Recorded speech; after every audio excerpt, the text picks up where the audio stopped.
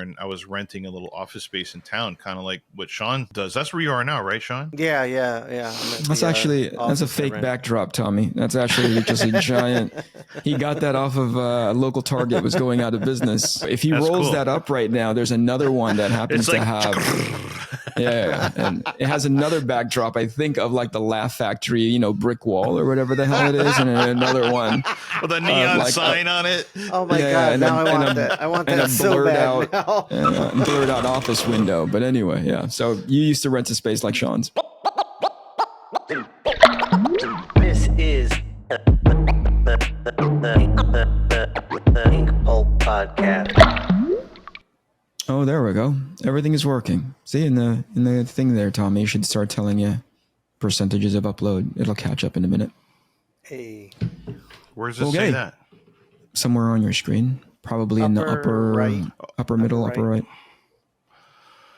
Oh, yeah. 99%. Yeah, there it is. We're going super fast.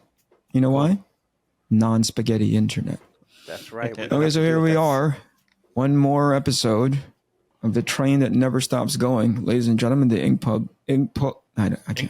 podcast. We are now episode 192. I'm right on that one. I wrote it down. You're 42 episodes off. Like ahead or behind? Ahead. Oh, whatever. One something. 150. This is a thank you for joining us once again. You know what? We've been getting a lot of positive feedback for these shows, and I suspect it's because we bring in really, really interesting guests. Huh. Anyway, speaking of not interesting, Shawn, thank you for always having us on, always reaching out to the right people, and by right people I mean our interesting guest, Mr. Tommy Lee Edwards. Hello, Tommy. Hi, Eric. Hi, Shawn. Thanks for being here, dude. I'm a long-time admirer, long-time listener. First-time caller. Yeah. But I have been on here before, but I don't think I've been on in this configuration with Eric, because I think the last time I came on was just Shawn and Mateo and me. Yeah. Eric was traveling for work that time. Yeah. Yeah, so, you look good, buddy. Every time I see you, it's an upgrade. The haircut suits you. Oh, it's not like down past my shoulders anymore. You know what? There is that hazy middle ground sometimes when you're growing things out or keeping things not it's pre-haircut, right? That's really super awkward. Yeah. I like your All right, speaking of super awkward, our co-host isn't here. The guy where do you think Mateo, do you think he even knows we're doing this? I don't think so. I think sometimes I don't know if it's just me, but he gets intimidated sometimes by me, I think. By you? It's you, Tommy. Yeah. He doesn't. He's definitely not intimidated by us. Yeah. And we have battles of the studios. I watched an episode that you guys just did while you were at Matteo's in Italy. Studio. Yeah. You were unimpressed, right? You were like, I got a farm, dude. I got a shop in the back. It was really boring, honestly, until you got to where you mentioned my studio, and then my ears went, huh? And then it's just like when I'm at work being sitting here, and I'm on a meeting, and people are doing like a sprint review or something. We're going over like how much work we did in the last couple of weeks on this game we're making and whatever, and then I just hear wah wah wah wah wah wah, and then every once in a while I hear Tommy, and then I go, huh? And then I give them some direction. Yeah, because you zoned out, all right. Yeah, based on what I didn't hear just then, I just go, yeah, okay, cool. So, they're like, good Tommy job, guys. keeps giving us direction. It makes no sense. It's as if he wasn't listening at all. That contradicts everything that we just talked about for the past 45 minutes before we called on his name. That's actually two parts. That's one. That's like really great survival mechanism as far as like actively, passively listening. The other version, when you're listening to our podcast and your ears didn't pick up until we said your name, that's called narcissism. So welcome. Well, you're in the right podcast is what I'm getting at. Everybody here does it, I don't know if you saw in the last episode. I immediately feel like I must be in trouble though, No, it comes from a place of admiration. Let's talk. Can we talk about these amazing pictures that you share with us when it comes to your garage. You have outside of the amazingness that is your artwork. We'll get to that soon. Oh, by the way, because of the way the algorithm works, is there something you want us to talk about ahead? Because right around now is probably the most prime when people are tuned in before they go like, I'm about 5 minutes out. I'm gonna click away now. Interesting. What are we talking about, Tommy? What do you want us to pay attention to? Come on, Tommy. I don't know. I mean, just put him on the spot. You're on the spot. Sweat. You know, it's funny. I've been posting more artwork on Instagram lately, and going back and like posting stuff that I've drawn in ink. You know, like I saw that from a few years ago. You know, it looks good. You know, like cool. Thanks. Like before Jupiter's Legacy, because that was all digital. You know, and I always go back and forth. In the past year, I've been making this video game and this comic called Exordium for this company Atmos, and I've been doing almost everything for them digitally, you know. So sometimes I used to have, where I'm sitting right now, I just reorganized my studio because I had a desk right here where I was doing paintings on, just like traditional, like I would do like commissions, more sketchy kind of paintings. Yeah. And I would do that while during like the meetings that I was supposed to be paying attention to. I'd be painting, and then I'd be like, and then I just be painting. No, I'm just kidding. I would never do that. For the people who are following Tommy from that studio, he never does that, but in reality, probably he did that all the time. I only do it for when certain people are on the call and they know who they are. Shawn. Yeah, that's me. So, yeah, that's this podcast. All right, so you have a new comic potentially that's tied into this video game that you're working on. Yeah, it's called Is that Exordium. On pause, or is it all? No, it's actually the first 3 you can actually get on Amazon, Comixology, whatever. Right on. But it's drawn by Andrea Kuki. It's Okay. Andrea Kuki is the artist. I'm kind of more like the art director on that comic and kind of figuring out what everything looks like. I put together the team. I oversee it while I'm overseeing animation and the game and stuff to try and make sure it's all cohesive as much as possible. Yeah. And then so it's fun because I get to like Andrea sends me his layouts and then I go through it with him and talk about like how it could be even better. He's really good, and I think each book he gets better and better. He is good. Yeah, and in like the 4th issue is the best. I was just saying, each one is better than the last. So he's dude. I remember. I hope you don't mind me saying it, but when we were all in Seattle together, I was there for a day before I had to fly back home. But your enthusiasm in showing me some of the development stuff that you had been doing, not just on the video game end, but also the comic book pages end. Your enthusiasm was like, whoa, I haven't seen you this hyped up, I don't think ever. You know what I mean? So that was really, really cool. And I think well warranted because based on what I saw, you know, not speaking poorly about the comic book artist, but just all your development stuff for it. Holy cow, dude. Good job. Well done. Thanks. It's a little like not the typical way to do a comic sometimes. I mean, there's a little more... yeah, I think well, and I think it's I think I lucked out with Mateo introduced me to Andrea, and Andrea, luckily he and I are kind of in sync as far as like the approach to the thing, and luckily Andrea likes me and my work, and so that goes a long way towards being able to put up with my what I hope is constructive critiques. And how to make this. It's all about storytelling, really. And same with the comic, same with the game, same with every single thing. Even everything we're designing for the game is like, well, what's its purpose? What does it do? Does it look cool? That's not enough. It needs to do something. You know, it needs to propel the story somehow. So there's nothing frivolous. Proper world building. Yeah, it's really fun. And I like that I can just do a sketch and hand it off to somebody else to finish it. That's pretty cool. Again, that's a high level of hidden narcissism, but it's even better. Yeah. Or sometimes what I'll do is if they'll draw something and I'll have them send it to me, and then I'll sign it. Yeah. Yeah. That's the future right there. Yeah. It's all congratulations, AI anyway. pal.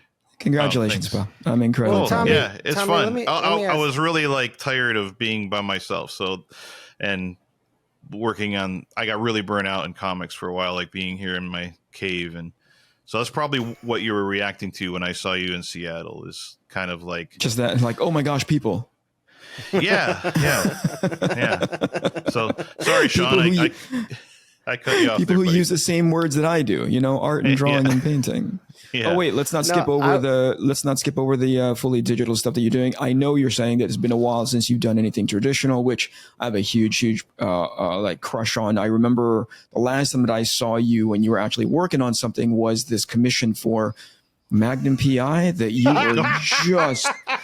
were just toiling over that image while we Is were. that Where done were yet, we? Tommy? Were we in Orlando? That was at MegaCon Orlando. Yeah. Over personally, like a I year thought and a you half had ago. it. I thought you had it, and then I kept seeing it on your social media. I'm like, he is still banging away at this painting. I wasn't really banging away. I was letting it sit there on this exact desk I was talking about as it stared at me while I was too focused on my day job. Yeah. Well, so when did you pretty finish much it? It's done. Yeah, I sent it off months ago. All right. But sometimes, commissions can be hard doing them at home because sometimes when you're at a convention, you're kind of forced to crank it out and kind of get it done. And then versus it sitting here and then, some time goes by, you see another thing that you're not crazy about. I mean, I almost like trashed that commission. No. I was like, I was this close to saying, what a piece of shit, and just throwing it in the garbage. But I find that almost every piece I do, it's like that end of the second act of your painting. And everything's getting so bad and everything you fought for is falling apart. And then you have to somehow try and push through to the beginning of the third act where you're going to have about, you're seeing the finish line. And it's usually I can remind myself of that and not give up hope. But sometimes you do have to throw it Eric, away. do you go through that? Because that rings home. There's usually a point in every piece I'm doing when I'm about 70% done where I'm like, I think this has just gotten away from me. But I keep going and everything falls into place. No, I'm good all the time, Shawn. There's no moment of like. Yep. There is no point in where I lack in confidence. I actually overcompensate for all of you guys and tell you how good you are at that critical bottom of the second act.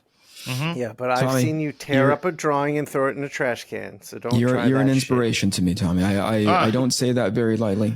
I've been following your work for a while, and to actually see those paintings in real life. Number one, inspirational. Number two, humbling. And number three, it just goes to show how poor I am because I can afford 0% of it. While we're here, let's talk about where you can buy some of Tommy's artwork. If you're interested, please go to essentialsequential.com. He already talked about his new comic book being available on Amazon. Go get that immediately. I think it's on, where is it? We're going to put it in the description. But more importantly, go buy an original from Tommy. Tommy, are you doing any more conventions this year? Are you making a stop anywhere? I'm probably going to do New York. I've signed up for it. I've booked a room. I'm probably going to go. When are you getting in, Tommy, to New York? When are you getting let's in? tell all of your Wednesday. guys' stalkers exactly. Tell them what flight you're on. When are you leaving? I think I'm going to leave on Monday. I don't think I'm going to leave on Tuesday. I know it would be fun to stay an extra day, but yeah, we're doing that. I'm sort of I'm kind of like, because I decided I'm going to go to Japan at the end of November. Nice. Right, you told me that. It's just for fun. With Zach Rosenberg and maybe Ramon if he can finally decide. I know he wants to. It's obviously for any of us it would be a huge expense and of time and money.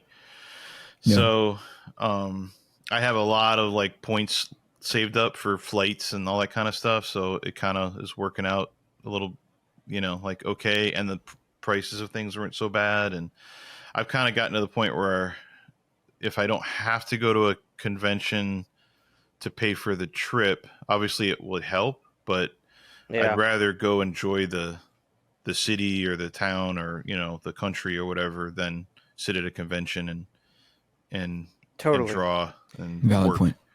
Valid. I was going to suggest. Go ahead. I was just going to say. I gotta go. You guys are gonna be fine by yourselves. I gotta go. You guys are just bouncing off of each other like ping pong balls. Let me not miss the opportunity to say, Tommy had said, like, you had to kind of like plan and make sure that everything was affordable. I don't want to miss the opportunity in representing Mateo, who's not here still. We are 15 minutes into this I've podcast, texted but him. whatever, that's on him. But I don't want to miss the opportunity to misrepresent him. If he had heard that, he would say, I don't have to plan. I don't need points. I'm actually Mateo's glare, and I've gotten by on being popular and being brighter than the sun. That's total. That's how his ego. That's Mateo. In fact, Tommy, I mean, I don't want you to get too offended, but you know why Mateo's not here. It's you. Yeah. It's he wouldn't come on because of you. I don't know if that was a sigh of disappointment or like, to be expected on brand. I think it was relief. Yeah. No, it's not relief. It's a little. I've been suspicious for a while now. I mean, there's a reason why I didn't go to Italy. Yeah. Yeah. So, Ted, be honest, okay? Just between you, me, and the 15 people that we pay to watch this show, right? You got invited, and you just said not if he's not there, or not if he's there. No, I got invited, but not in a strong way. Like, I got in a, hey, you want to go? Yeah, and then I never heard back. Hey, you want to go on a date? Kinda. All right. Well, yeah. I'll go find somebody else. I was so busy with work that I didn't do enough following up on the emails and stuff. And you have to really, especially if you're having Jason, our art rep, handle certain things, you have to really like constantly be in communication with them, I think, so, and kind of like let each other know, like, this is what, I want to be doing and stuff. Otherwise you'll kind of fall through the cracks, I think, For sure. You're not like that squeaky wheel. So I just been so busy on other stuff. So that's kind of why I was kind of like, well, I really wanted to go to Japan like a few years ago. When Mateo and Jim went, was that the trip? Yeah. And it was before COVID. Yeah. And then I was like, and I was going to go, and I was like, I can psych myself out about traveling.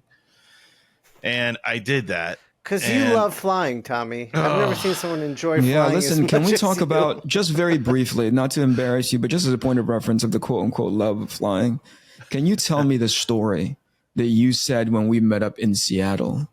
And you were like, it was you and Jim, right? Going to Chicago, that story? Yeah, that one. Oh, yeah. Was that the one? I don't know. There's a lot of Tommy airplane stories. Yeah. But it's the one where you're basically like talking to the lady next to you, like to the lady in front of you, because you had basically bear hugged her the chair and the. Oh, yeah. That one. Well, it depends. There's a few. Tell you might be thinking of one. Tell us one. One of them was a woman from the airlines, like I saw her working the tables, working whatever where you check in. Okay. Right. The counter, the tables. Just trying to tell this story is already giving you anxiety. You've forgotten all the terms for the. She's like,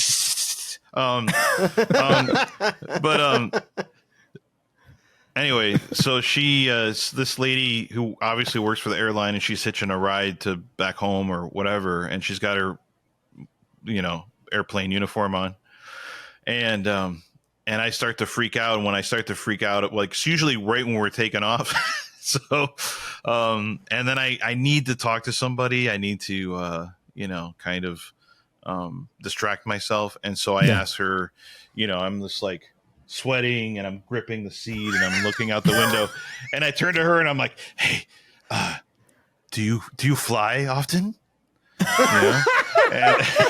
And she's in uniform, right? She's in uniform. Yeah. And she's like, I'm like, yeah. She's like, yeah.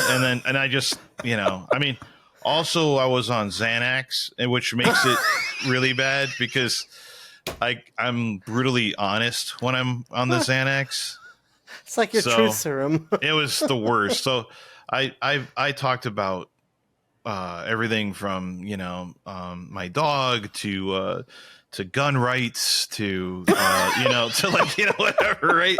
So, but I had a connecting flight, and when I got to my next flight, I got to my seat, and they said, "Oh, Mr. Edwards, we've put you somewhere else," and they put me off in the back, like with nobody around me, and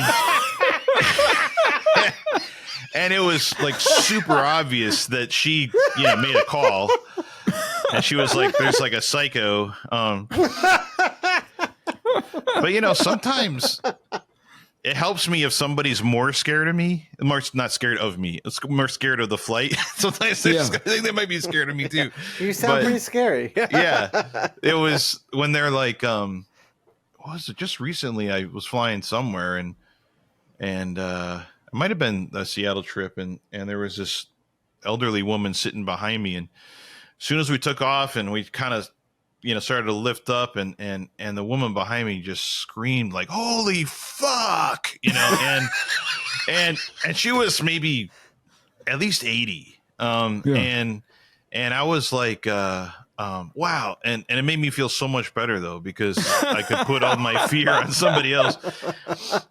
But I've made acquaintances, on the plane, I mean, I made a good friend actually on my way home from Seattle last time. I met this young lady sitting next to me. I did the same thing. I was like, "So, I'm scared shitless. How you doing?" And she sits up. She was like, had her head down on the table, and she sits up, pulls her earbuds out. She's like, "What?" And I'm like, and I could have just said, "Oh, nothing," but I kept at it. And she's like really cool. She's a dog groomer, and so like, of course, I talk about Una, my dog, and we had all this stuff in common. And she was flying a dog back home to Alaska to do a surgery and all this stuff. And she just sent me a video on how to shave Una's hair on her butt. So yeah, we're You like, made a friend. Yeah, Tommy made a friend. That's yeah. awesome. So, which is something that I do more and more. I used to not be like that, but for some reason, Melissa I thought you hate jokes people. about that. I don't. When I was younger, I was very, very introverted and very defensive. Let's say, I had a chip on my shoulder. Yeah. Okay, so let me ask you, Tommy. You're having meltdowns, or early stage flight meltdowns. How are you going to survive? It's just on the takeoff, right, and on the landing, right? No, the landing's fine. The landing is weird. Even the woman from the airline, she said, "It's odd how okay you are now while we're landing." And I was like, "No, because I know it's almost over." There's something weird about like, oh man, like, unless the pilot super sucks, like, I think we're going to be okay now, so that's so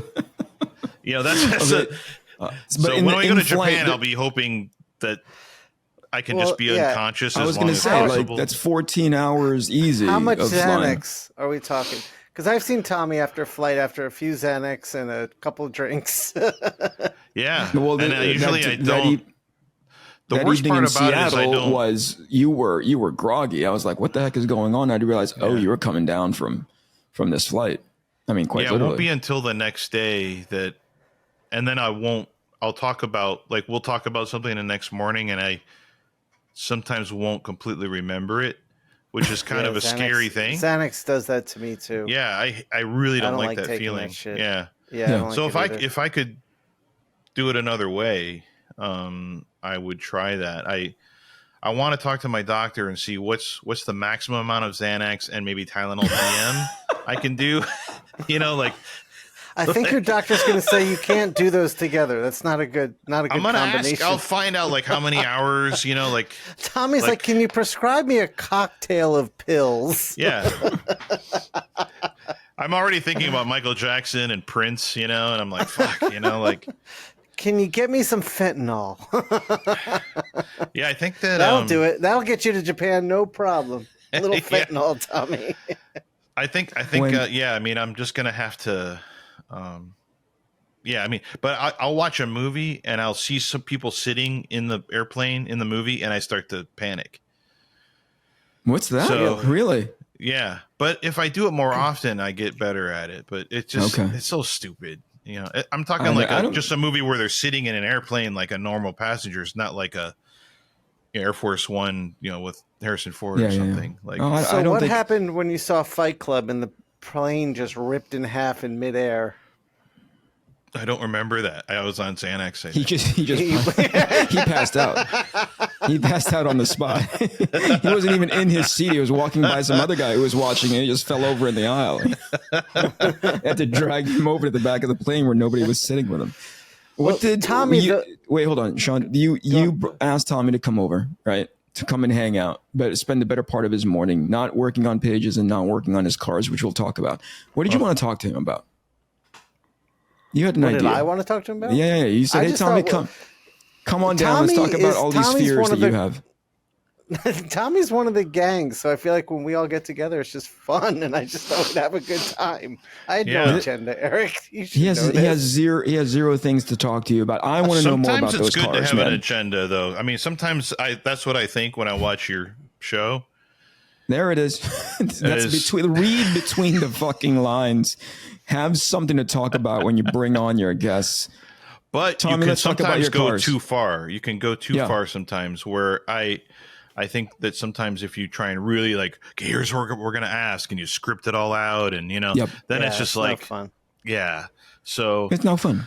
It's no fun. But the reason I have this cool microphone and stuff is because we started a podcast through Atmos through my work, where we're going to start talking about, gaming and storytelling and all these kinds of things, just almost as a way to help build community, a little bit of marketing and all that kind of stuff. Yeah, but community, but also not only with the audience or potential audience, but with each other. I think it's kind of cool, like to have other people you work with, kind of like what we're doing, because we all, even though right now we're not currently working on any projects together, I feel like we still are work colleagues and work together, in a way. Totally.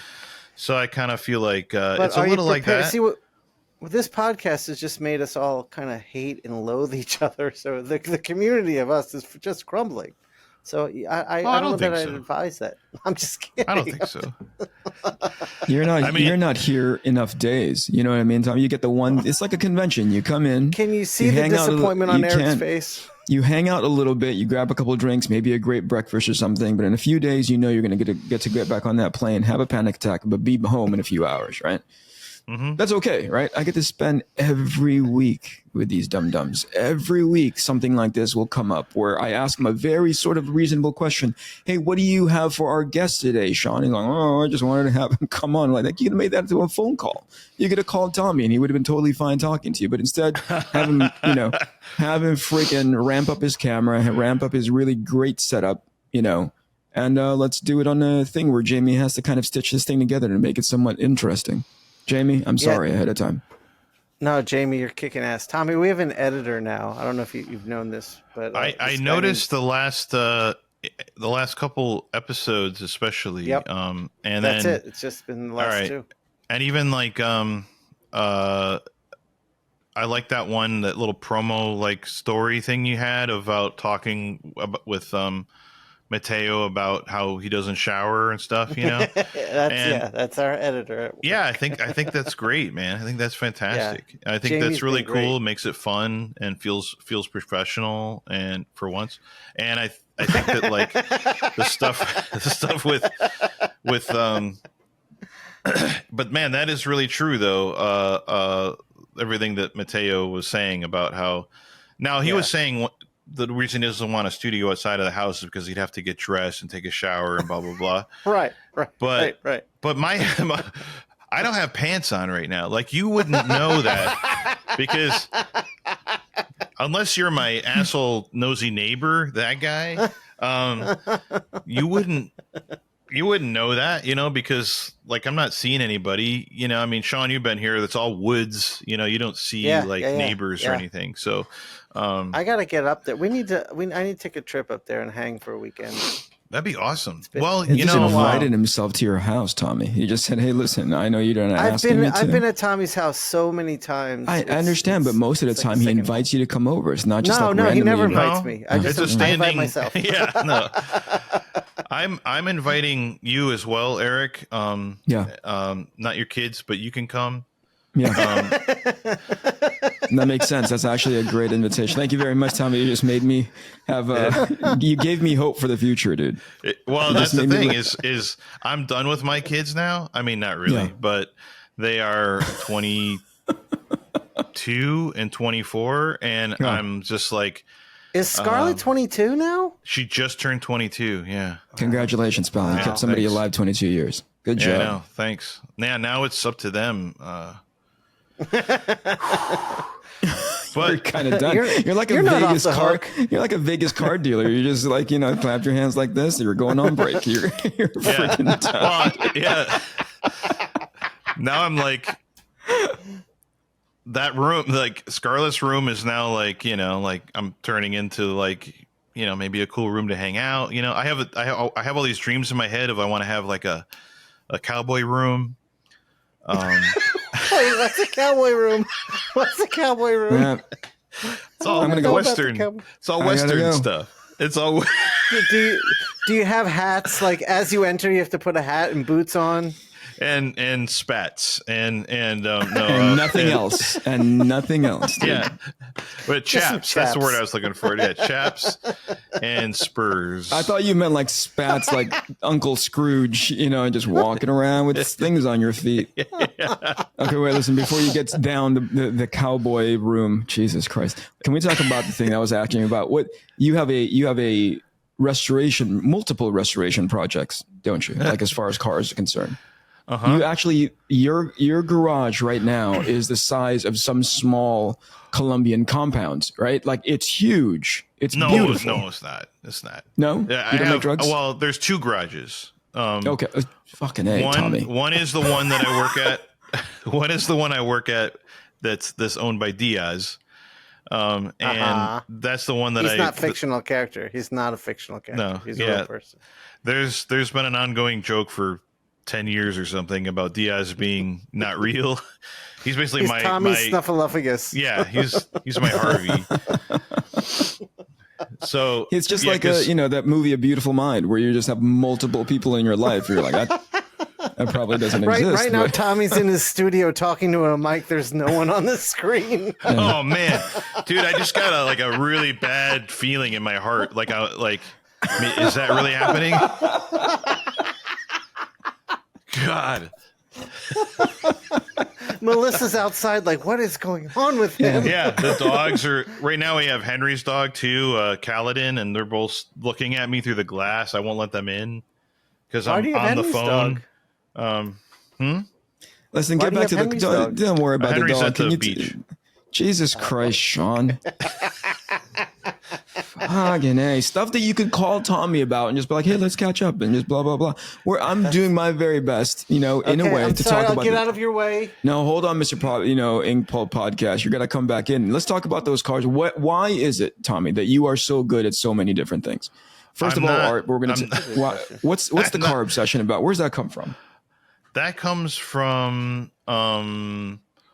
me always wanting to do that stuff, always wanting to work on cars, always liking cars. Growing up in Detroit, everyone in my family, my dad, my grandpa, my uncles, my aunts, they all worked for, GM or Ford or Cadillac or, whoever. Everyone was an engineer or something in automotive industry. And I regret not. I liked old cars. I used to have when I was, like 19 or so. I had a 57 Oldsmobile Super 88, but I didn't know enough I didn't know how to take care of it enough by myself. Mm-hmm. And I always regretted that. My dad and I didn't get along, and I always kind of wished I had, kind of like I feel like I for one reason or another, we never really connected in a kind of a missed bonding method, I guess you could say. He had a 52 Chevy pickup that I learned how to drive a stick on. So it was something I always wanted to do, and then work and life and everything, and then it's just something that kind of stays there, and then eventually, yeah, I don't know, like I guess it probably was about 10 years ago or something, I started getting more interested in it. I met this it's just so funny because like I met this guy on a flight. Was he sitting next to you on a flight? And there's always an empty seat next to Mr. Edwards, so he can put whoever he wants in his head in the seat, in his mind. But yeah, no, I just started becoming. I like where I live in North Carolina because I can talk to like people. Everybody, not everybody, but most people are very cool. It's the kind of place where people, you go to get gas in your car, you end up talking to the people at the gas station. You end up, everybody holds the door for each other. Everybody's kind of, like the guy that built my house 20 years ago also built my studio, which Melissa calls my workhouse. And then now he just finished building what Melissa calls my hobby house, which is my garage. So she's like, no more houses. But yesterday I had her come just stand there while I was hanging up some cabinets just in case I fell and couldn't get to my phone. and she was like, "You're just no excuse now for you to have any of your shit in the living house. Now you can have it all in your work or hobby house." And I'm like, "What shit? I don't have any shit, but whatever." So I suspect that you guys are very different in regards to your definitions of your shit. Yes. And I put up shelves that hang from the ceiling, and what's kind of cool is they hold 600 pounds. So I'm gonna, so sometimes I might sleep out there. You're not 600 pounds. Tommy, do you find that getting away from your studio, whatever it is, whether it be digital or traditional, going into the garage and working a different portion of your brain, is that helpful to you? I've always been curious when I see pictures of that, and especially because you've developed that space, I think, just as diligently as you did your drawing studio. Yeah, that is the thing is, and actually Melissa is very supportive of that because she knows sometimes you need someone, a loved one or a friend, to really point out like, you need to do this for yourself. You need this is good for you. I can see the results from the outside. So she was noticing that it was like, especially with work, and sometimes, I mean, literally, especially doing comics and stuff, you can feel like you're sort of, especially if you're doing a long-term project, like something that takes you a year or, whatever, and you can start to feel like you're stuck, kind of stagnant. You're not growing as fast as you'd like, stuff like that. And then sometimes you realize that, well, there's more to life than this too, which is hard for us to grasp when we're younger and starting out because you're so hungry and wanting to get better and you don't care about anything else. But the older I get and the more, you kind of like, and, we all three of us here and Mateo, we all have kids, we're all like, you kind of like, as the years go on, you start to realize that there's more to life than trying to be really, really good at what you do. And it's not just being good at what we do because it's something that we're compelled to do, it's something that we're driven to do. And sometimes, especially like a few years ago, like I started to feel more and more like in a rut, and I started to do more collaborative things. But then when COVID hit, and then I was working as production designer on a movie that died, and I had like, a few different animation projects I was working on, all these things that just didn't come together.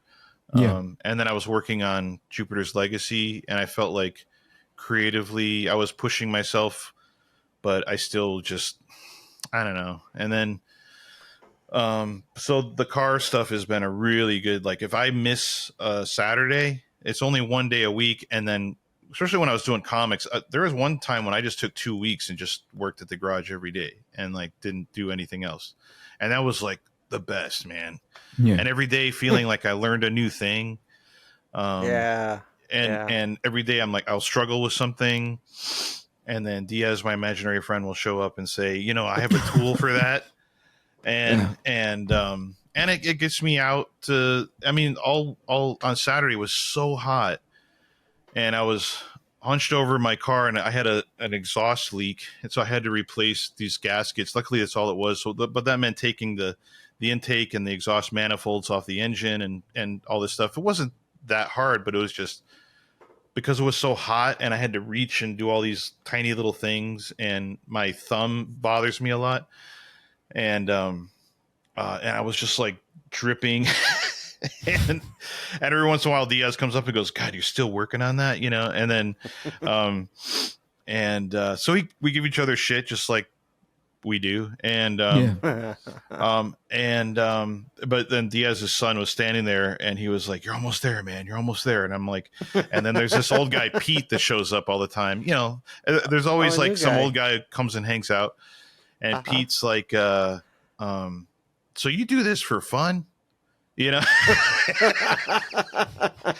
I'm just like covered in grease and dirt, and then something obviously, there's always something that goes wrong, and I'm like, hey, is this supposed to do this? And that's why it's nice to have these guys that have done this like Diaz his whole life, and he and I are very similar. A lot of people think of Diaz as very grouchy.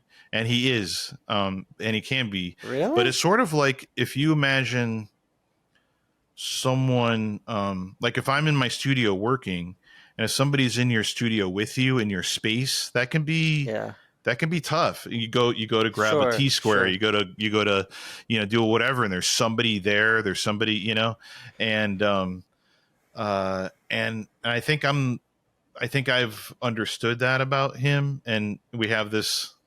Interesting. He's in his mid 70s.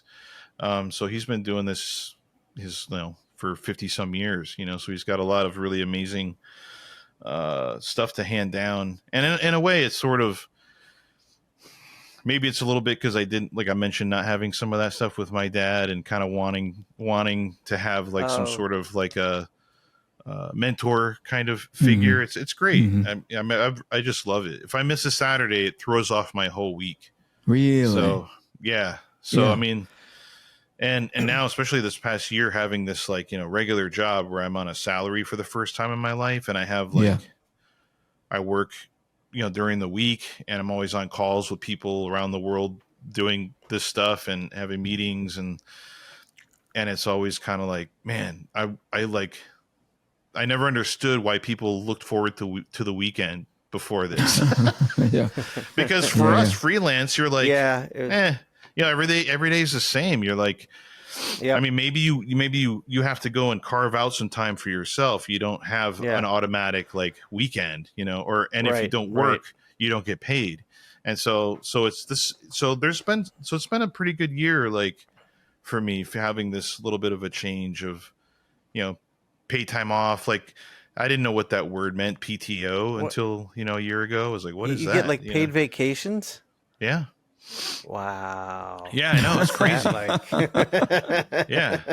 Yeah, that kind of stuff is, so I think it's that stuff, plus having the kids now kind of more or less kind of going off on their own, and that's kind of like now where I couldn't justify years ago when they're in ballet and all these things you got to do in school and all these things that you can't justify stuff for yourself so much because you have other priorities. So it's really only in the past. So like in February, we started building the garage here at home, and that's the one I've been sending you pictures of, Eric. That's the one that it looks good, man. Yeah, it does. Cool. But I was always curious, and the reason why I brought it up is because anybody who's willing to go to that nth level of like, it's not even presentation. I think I looked at it and I thought like, that's a guy that's the reason why he's building up that space. Number one, it probably comes from a place like he's always wanted something like that, right? But also, it probably comes from a place of like, I'm going to be using this a lot, right? I'd better have the kind of space that would facilitate the best kind of outcome, which is, I am impressed by any sort of like dedication to flooring. I think it's like really, really nobody thinks of it until you're out there going like, this floor sucks. This is just that like your new hobby, Eric? Are you gonna Dude, start you don't flooring know houses? how hard, like how incredibly grateful I was when my in-laws gifted us our garage and they put flooring in there. And I was like, Oh, Oh, wow. yeah. thank you. Thank you so much. And the lighting and all the scaffolding that puts all, like organization. And I think that's why when I saw you take pictures of that garage, I was like, Tommy's kind of arrived. Similar to when we took a tour out of Matteo's space, where I'm like, he knows he's going to be in here for a while. He knows it's going to be a place that not just represents, a place where he puts books down, because he could be any place like that, but he had that place custom built to match his ego, but also to be the space that he would like to be in when he's there for 8 to 10 hours at a time. So it's fascinating for me to see those kinds of spaces from different artists, I mean, it's kind of like the room I'm in now. The studio is when we were we found our house while it was being framed up. It was being built, like kind of a neighborhood where houses were all really spread out. And I talked to the builder and was like, I really want a studio, separate, because the kids are little and I really wanted to go to work and leave and come back. And at the time, because our old house, we kind of ran out of space after both kids were born. I was renting a little office space in town, kind of like what Shawn does. That's where you are now, right, Shawn? Yeah. That's a fake backdrop, Tommy. That's actually just a giant. He got that off of a local Target was going out of business, and he just bought that from the Target photography studio. If he rolls that up right now, there's another one that happens to have. Yeah, and it has another backdrop, I think, of like the Laugh Factory, brick wall or whatever the hell it is, and another one with a neon sign on it. Oh my god! Now I want that. I want that so bad now. And blurred out office window. But anyway, yeah. So you used to rent a space like Shawn's. Yeah, and then having this space, this is great because and I've got all my shit in here, just like, Melissa says, but you have to surround yourself with stuff that you really like and stuff that inspires you. And sometimes, with guys like us, when we have families and things, you can feel guilty about, I want to buy this Godzilla or whatever, and as I know we all feel that way. And, luckily when I have to remind myself, like, Melissa and I are both working, things are going well, and I have to remind myself it's okay to like do something like that. Luckily for now, especially as make hay while the sun shines, and you kind of like now's the time to, because I don't know if in a year if we'll be doing as well as we are now. So you have to kind of feel lucky about it and sort of that's true. We've had extended conversations, I think in theme of the podcast of like taking things into our own hands in as far as like the next steps for our career. And by no means are you in the sundown of yours. I think Mateo is well past the sundown. Mr. Freeze really did a number on his future, but we'll see. He might be able to salvage pre-sells every page now. I think so. But I think, eventually enough art is going to be out there and it's all looking the same at this point. I don't know if you've seen any of the pages that he's producing, but I'm like, all right, I guess let's try that. It can't get any worse. But I don't really know his work. Yeah, that's all right. It's all right that you don't. You want to stay inspired as opposed to, getting the opposite of that. I'm scared sometimes of I feel this about most bad stuff. I'm scared it's going to enter my subconscious. Like it'll be like make you bad. Yeah, or make it so that like somewhere deep down I'll think this is an acceptable way to let a page be and let it go to print like that. Listen, jokes aside, the pages that he's been working on for his own creator-owned project. Holy crap, man! Yeah. I'll take your word for it. It's annoyingly good. We'll forward it to you without asking him permission first, but oh my gosh, it's so annoyingly good. He didn't have the decency to show up for the show, so we can do what we want. Yeah, we can pretty much beat him up he like would a punching send it bag. to me if I owe him some. He bought a painting for me. Mateo just texted. He just texted. Fuck. Yeah, that's how responsible he is. Forgot to set the alarm. He said. I'm going to tell him to come in. He's like still 12 sleeping, minutes. and it's almost 5 o'clock there, almost 6 o'clock there, and he's still sleeping. What a He said he freaking was idiot. focused on working. Focused on working. Yeah. Yeah. Anyway. But yeah, so yeah, but sometimes Dude, are you I'm the going to be guy that writing steps away? I'm going to be writing some comics now. Sorry. That's what I was going to ask. Is like, are you in the space now where you're going to say, "Hey, I'm going to start doing my own stuff," not for a publisher, not for I mean, you're already effectively doing it for work, but ultimately it's still work related. Yeah, is there a place now where you're going to be like, this is all Tommy Lee? That's hopefully whatever the next comic is that I do, that will be all me, like writing and everything. Yeah. So no matter what, I have a few different things that I want to do. I just got to figure out, which one and yeah, you've got some really fun projects you've talked to me that you want to do. As far as your writing, are you talking about writing your own stuff, or are you going to do some freelance writing? Both. Well, I mean, the only stuff I've gotten, I wrote a couple comics, one Vandroid years ago and a G.I. Joe thing and a few like small things, but most of the writing I've done was more like for like film and animation stuff, the stuff I've gotten paid to do. So more screenplay stuff. And, like the show I sold to Fox, like I was writing these screenplays but I hadn't really done much of it in comics. So I think, I got contacted recently to do some stuff for something that's very specific. Some artwork for something, but I don't know. They just announced they're going to be doing this, but they haven't announced who's going to be doing it. But I'll just go ahead and tell you. This won't be out for like a month, or 2 months maybe. This. Oh, then I think we're good. They just announced it. Mad Cave, where Mark Irwin works. They just got the license for Gotcha Man. Yeah. Oh shit! Yeah. So I'm writing that shit. No, are you really? There's going to be 3 of us writing it. So, we're basically planning out 2 years worth of content. And no, Tommy, let me work with you. I'll draw everything that you write.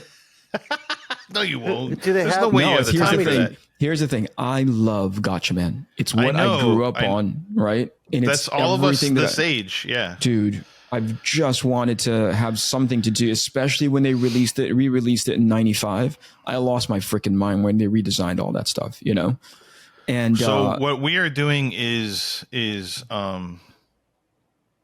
the original Gotcha Man, from the early to mid 70s. Yeah, with the thigh-high boots. Yeah, it's all almost to the point where you could watch the show and read our comics and they'd still be in the same world. Dude, that's freaking awesome. Nice. So it's not, it's sort of, I saw it as a little bit of like my way to do, much I love, Kamen Rider, and I love the Shin Kamen Rider that Hideki Anno did. And I love that where people get to go and revisit their, like Shin Ultraman, that he did the same thing with that script, something that you grew up with, and going back and, those they've taken and put them in modern day and kind of redid them in a new setting. This, we're kind of staying in that sort of, that's fascinating, weird 70s world that, so, but it's all early stages, but obviously, my goal is to try and talk to guys like yourselves and say, okay, what could you fit in? Could you do a one shot? Could you do a miniseries? Could you do a short story? At the very least, some covers, like something like that. So that's the kind of thing I think would be, fun. And of course, that's where my brain starts going too, is like, we really want to collaborate with people and make fun. A cool story. So I love that. So, and the other 2 writers, just to be safe, maybe I'll not give away anything else, but we've had a couple meetings and we go through, like, it's like a good old fashioned writer's room. We figure out, make sure we're all kind of on the same page. There's going to be different books focusing on different things. Some are going to be new characters. Some's going to be, so it's pretty cool.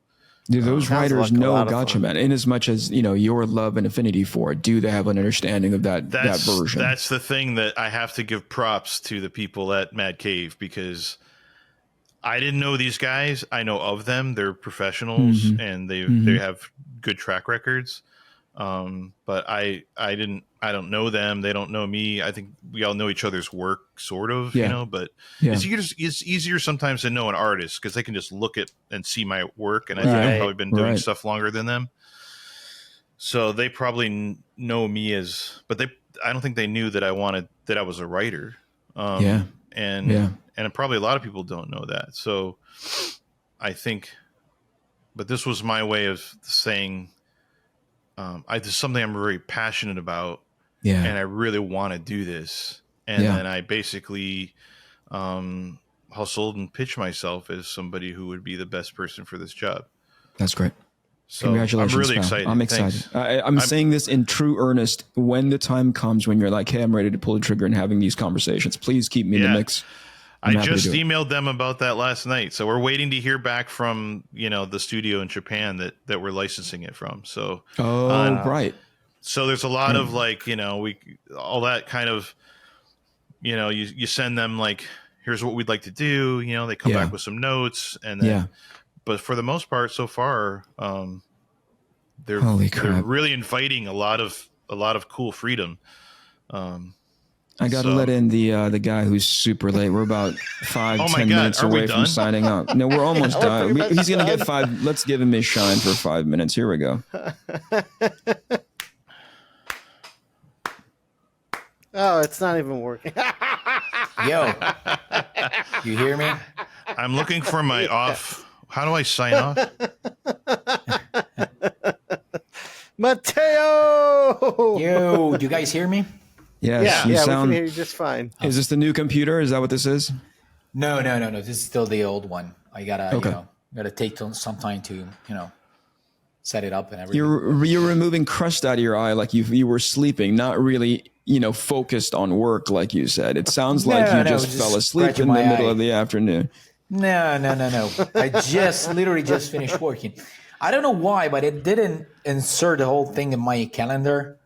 So today when I checked, I completely forgot to, set up the alarm and everything. So I literally just saw the way Tommy link. says it. It's because you're intimidated by his overall glow. I think, just the like there's a reason why you disinvited him from going to Italy. There's a reason why you're almost near the end of the show.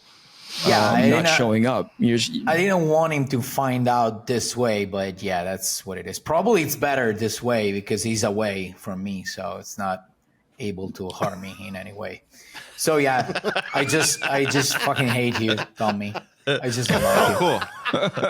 I'm glad you can finally be honest. I don't like your voice. I don't like your voice.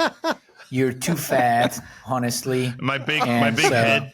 My big head. Yeah. Your head is too big. It's just I don't like it. Can I say something interesting, Tommy? There's a couple of people who have behind the scenes reached out, professionals in the comic book industry, saying, "Hey, I've been watching the show and it's freaking great. I hope you guys keep up all the good work." And I think it's a way for them to kind of in between the lines. You have to read it like, "Hey, if you ever have time, give me a." Hey, is there any way that I can come on and chit chat or whatever? That feels really good. It's super complimentary, but it's clear that they watch the episodes, right?